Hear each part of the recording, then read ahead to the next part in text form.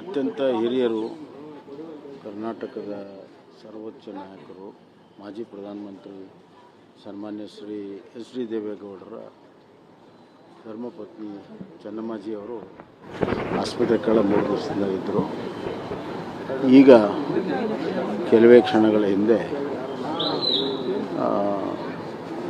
ಅವರು ತಮ್ಮ ಕೊನೆಯ ಉಸಿರನ್ನು ಎಳೆದಿದ್ದಾರೆ.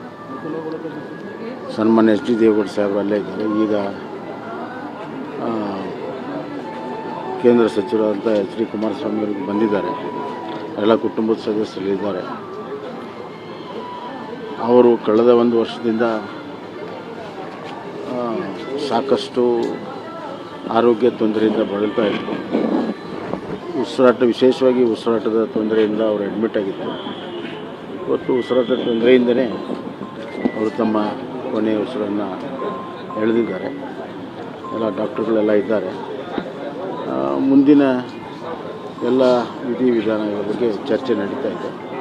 ಅದಾದಮೇಲೆ ಕುಟುಂಬದ ಸದಸ್ಯರು ಅದರ ಬಗ್ಗೆ ಎಲ್ಲ ಮಾಹಿತಿಯನ್ನು ಕೊಡ್ತಾರೆ. ಈಗ ಪದ್ಮನಾಭ ನಗರಕ್ಕೆ ಏನಾದರೂ ತಗೊಂಡು ಹೋಗ್ತಾರೆ ಅಂತಿಮ ದರ್ಶನ? ಅದೆಲ್ಲವೂ ಕೆಲವೇ ನಿಮಿಷದಲ್ಲಿ ತೀರ್ಮಾನ ಆಗುತ್ತೆ. ಫಸ್ಟ್ ಎಂಬಾಂಬಿಂಗಲ್ಲಿ ಆಗಬೇಕು. ಎಂಬಾಂಬಿಂಗ್ ಮಾಡಿ ಎಲ್ಲ ಮಾಡಿ. ಹೇಗಿದೆ ಸರ್ ದೇವೇಗೌಡರು, ಹೇಗಿದ್ದಾರೆ? ಮಾತನಾಡಿದ್ರು. ದೇವೇಗೌಡರು ಸ್ವಲ್ಪ ಆಘಾತದಲ್ಲಿದ್ದಾರೆ, ಭಾಳ ಕಷ್ಟದಲ್ಲಿದ್ದಾರೆ.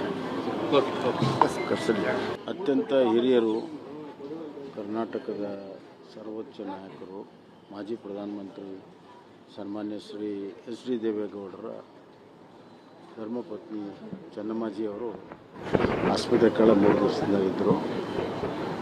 ಈಗ ಕೆಲವೇ ಕ್ಷಣಗಳ ಹಿಂದೆ ಅವರು ತಮ್ಮ ಕೊನೆಯ ಉಸಿರನ್ನು ಎಳೆದಿದ್ದಾರೆ. ಸನ್ಮಾನ್ಯ ಎಚ್ ಡಿ ದೇವೇಗೌಡ ಸಾಹೇಬರು ಅಲ್ಲೇ ಇದ್ದಾರೆ. ಈಗ ಕೇಂದ್ರ ಸಚಿವರಾದಂಥ ಎಚ್ ಡಿ ಕುಮಾರಸ್ವಾಮಿ ಅವರಿಗೆ ಬಂದಿದ್ದಾರೆ. ಎಲ್ಲ ಕುಟುಂಬದ ಸದಸ್ಯರಿದ್ದಾರೆ. ಅವರು ಕಳೆದ 1 ವರ್ಷದಿಂದ ಸಾಕಷ್ಟು ಆರೋಗ್ಯ ತೊಂದರೆಯಿಂದ ಬಳಲ್ತಾ ಇದ್ದರು.